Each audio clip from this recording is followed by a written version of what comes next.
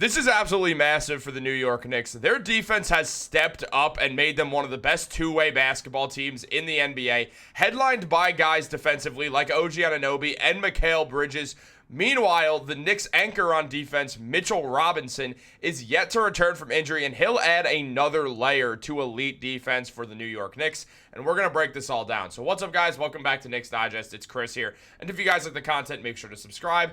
It helps the channel out a ton. 27% of viewers are subscribed. Let's get those numbers up, but let's jump into basketball because, guys, the New York Knicks, their team has just taken a massive leap forwards behind head coach Tom Thibodeau, and initially this team was great offensively. They've been great offensively all year with the 5 out of Jalen Brunson, Mikal Bridges, OG Anunoby, Josh Hart, and Karl-Anthony Towns, but recently the defense has taken a huge step forward. Going into this season, there were questions about the defense with Karl-Anthony Towns playing the 5, and initially it looked like things were not going well. The Knicks couldn't defend well. Towns was struggling to really protect the rim at all. He was fouling heavily, and though he is still getting into common foul trouble, what we're seeing is a New York Knicks team that's making shots at the rim a little less difficult because they're making it pretty hard to get shots at the rim. The New York Knicks have put up some of the best perimeter defense of any NBA team all season, trailing only second to the Celtics in my mind, and also maybe the Oklahoma City Thunder are probably ahead of them as well.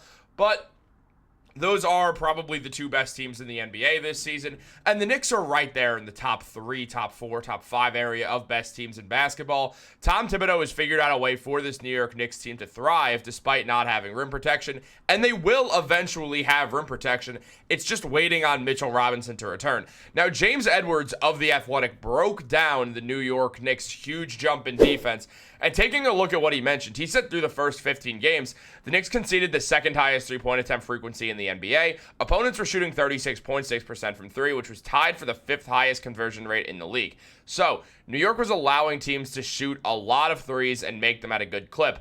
Over the last 14 games, New York has completely flipped the script. The Knicks defense is allowing the second lowest three-point attempt frequency, and opponents are only converting at 34.8% of those shots, the second lowest mark in the NBA.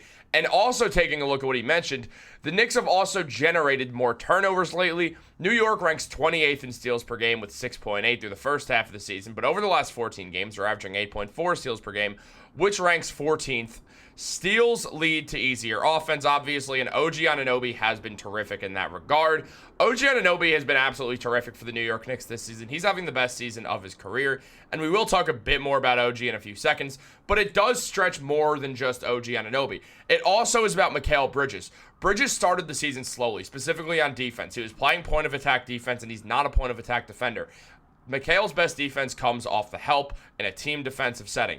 The Knicks have realized that and adjusted. Josh Hart is mainly doing point-of-attack defense or OG Anunoby, depending on who the best point-of-attack player is. Whether it's a guard, it's usually Josh Hart. If it's a forward, it's usually OG. Where Mikal steps in and plays that elite help defense that he's great at, especially with those long arms.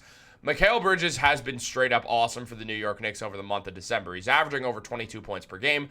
Meanwhile, his three-point shooting is in the 40s. He's the highest true shooting percentage of any player in December who qualifies, who's taken enough shots. Mikal Bridges has just been stunningly good. He's the guy who the Knicks traded 5 first-round picks for. Now it looks like a good trade for each side. It initially looked like an absolute robbery for the Brooklyn Nets when the way the season started and Mikal started, but very quickly, it's become evident that both sides won here. The Nets got a bunch of draft picks, and they just got 3 more second-rounders through trading Dorian Finney-Smith away, which, LOL, they should have been able to get more, but we're not Nets Digest. That's not our problem. Look, the New York Knicks, they made a great trade for Mikal Bridges. They made a great trade for Karl-Anthony Towns, and when you have Mikal Bridges and OG Anunoby and Josh Hart playing great defense, you don't need great rim protection in order for the team to succeed defensively. You just need to have stellar on-ball defense. What the Knicks do? They have stellar on-ball defense. The Knicks on-ball defense has been elite, obviously. I mean, you have that trio of on-ball defenders. Meanwhile, you got guys like Deuce McBride coming off the bench, who's one of the best bench defenders in basketball. It's just, this team is so full of perimeter defense that you forget that arguably the best defender on the team is not there yet. Mitchell Robinson has not played a game this season, and he most likely will not be playing until around a month from now. And that's at the very earliest, if he can come back by then. It might be longer. Robinson had multiple foot surgeries, as many people know, and he's just recovering slowly because the New York Knicks want him to be fully healthy. The Knicks don't care if Mitchell Robinson misses 50 games this season as long as he plays in the playoffs. What matters is Mitchell Robinson being healthy in the playoffs, because both years that he's been healthy for the New York Knicks playoff runs, the team has been completely different. I mean, he absolutely dominated Jarrett Allen and Evan Mobley together. It was insane to watch. He was one of the biggest reasons why the Knicks were able to beat the Cavs in 5 in 2022. That was 2023, actually. The 2022-23 season. And then last year gave Joel Embiid absolutely hell. When Isaiah Hartenstein, and this is not me bashing Isaiah Hartenstein or being salty or anything, Joel Embiid was cooking Isaiah Hartenstein because Isaiah Hartenstein was not as big as Mitchell Robinson. Hartenstein weighs less. He's a little bit shorter. It just, Embiid was able to move right through Hartenstein. When Mitchell Robinson came out there, it became a different game. You can't really move through Mitch. Mitch is all over the place. He's phenomenal at getting steals and just putting his hands in the perfect position to steal the ball and just to knock everyone off their rhythm. And we saw him do it at an elite rate against one of the best offensive centers in NBA history in Joel Embiid. So what we're seeing is a Knicks team that once they get Mitchell Robinson back, you can throw out a starting lineup of not a starting lineup, or maybe a starting lineup sometimes, probably a starting lineup sometimes, but a lineup of Jalen Brunson, Mikal Bridges, OG Anunoby, Karl-Anthony Towns, and Mitchell Robinson. Yeah, Brunson and Towns aren't special on defense, but Towns is better at perimeter defense, if anything, so he's good at closing out shots. He's tall. His arms are long. He's good at not fouling on the perimeter. He's just not good at not fouling down in the low post, so it'll prevent Towns' foul issues. And at the same time, yeah, the court spacing might be a little messed up on offense, but I think the Knicks will manage when you have one of the best duos, one of the best offensive duos, if not the best offensive duo in the NBA, in Jalen Brunson and Karl-Anthony Towns. So I do think the New York Knicks will be fine on the offensive end. Getting Mitchell Robinson back is going to be huge. Now, obviously, there's a ton of trade rumors surrounding Mitchell Robinson, but I imagine, and I've said this before, Mitch will most likely be on the New York Knicks at the end of this season, certainly after the February 6th trade deadline.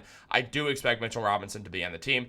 Now, I do think he's going to get traded over the offseason, but that's a completely different conversation for a completely later day.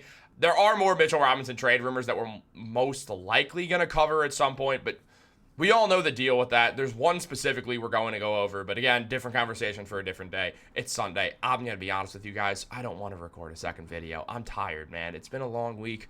Holidays, New Year's coming up. I just don't feel like dropping 2 videos today, guys. I'm sorry. Unless you guys just can only stand this voice and face once. Then you guys are fine. Then congratulations for you guys. But speaking on OG Anunoby, he's been the team's most important defender this season. It's not really debatable. He's been the best defender in the New York Knicks. He's been one of the best defenders in the NBA. He deserves more Defensive Player of the Year recognition. Obviously, Victor Wembanyama is going to win Defensive Player of the Year. No shocker there. He deserves it. He's going to be an all-star this year. He's putting up 25 and 10 and 3 blocks per game. Totally deserves all the credit that he's going to get. Also, Walker Kessler should be involved in some conversations, despite the fact that the Utah Jazz are terrible. Walker Kessler very sneakily getting 3.5 stocks per game, steals plus blocks. 3 of those are blocks, in case anyone's wondering. So that should also garner some consideration. But OG Anunoby has just been straight up disgusting this season, both on offense and defense for the New York Knicks. He's totally worth the money. I mean, 16 points per game, so up higher than last year for the Knicks. I mean, the corner three-point shooting is weirdly low, and the three-point shooting in general is not great at 35%, but I do imagine that'll climb as time goes on. OG's a phenomenal shooter. It'll be fine, but he's blocking a shot per game. He's getting a steal and a half per game. He's the key defender on the New York Knicks, while just putting up good numbers offensively, too, and not fouling despite the diversity of the matchups that he's playing, whether he's basically protecting the rim or if he's just locking down a guard. OG does it all, and he's not fouling while he does it, and he deserves a ton of credit. The man just wins games. It's what he is. He's a winner. This New York Knicks team is a group of winners. From top to bottom, it's just winners. I mean, you got 3 guys in college who won a championship together. You have Mitchell Robinson, who's just his own beast. You have Karl-Anthony Towns, who was on an undefeated college team until Frank Kaminsky. Was it Kaminsky? Yeah, because Duke won. I know someone's screaming at me right now, yes, obviously it's Kaminsky. But yeah, because in the semifinals and the Final Four, I just called the Final Four the semifinals. I'm washed, guys. But you know, Kaminsky and Wisconsin, they beat the undefeated Kentucky team, who had beat Wisconsin the year prior. And then Duke won it all behind Jahlil Okafor and that team. So just a little fun memory lane. But you have guys who are winners on this team, and it shows. I mean, that's why the Knicks gave R.J. Barrett and Emmanuel Quickly for OG Anunoby. Yeah, they gave the flashier players, and R.J.'s having a great year and deserves all-star recognition.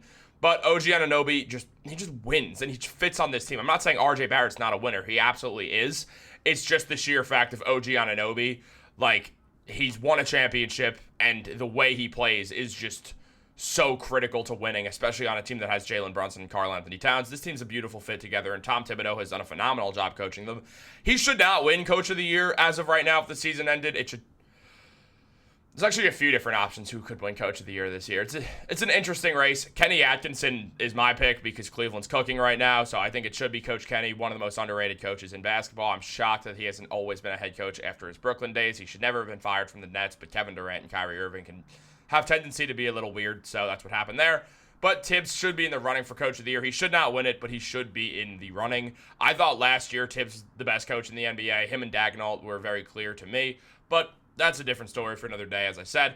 Look, the New York Knicks are great right now. I love the way they're playing. I think they're going to keep it up. I think they're only going to get better as time goes on. I do think the Cavs are going to drop out of the first seed. I think the Celtics are going to finish the season as the first seed in the Eastern Conference. I imagine the Knicks won't pass Cleveland at all. Again, Cleveland's having a great year. But I do think we'll see the Knicks as a third seed. Meanwhile, the rest of the playoffs, I mean, the Knicks will play a sixth seed then. There's going to be some dangerous six seeds out there. The Philadelphia 76ers will totally be around that range, so we might get a rematch of that. We could always see the Miami Heat if Jimmy Butler ends up staying throughout the season. There could be a lot of different things that happen with the New York Knicks, but I think they're in great position to not see the Boston Celtics until the Eastern Conference Finals, and I think the Knicks are the second best team in the Eastern Conference by a wide margin. I don't believe in the Cavs. Dario would agree with me, and it's a matter of once playoff basketball comes around. The Knicks are just built to win. I mean, the Celtics will give them hell and probably win, but it'll be close. But guys, I do want to know what you guys think, so let me know down below. Like this video, subscribe, turn on post notifications. Have a great day, and go Knicks.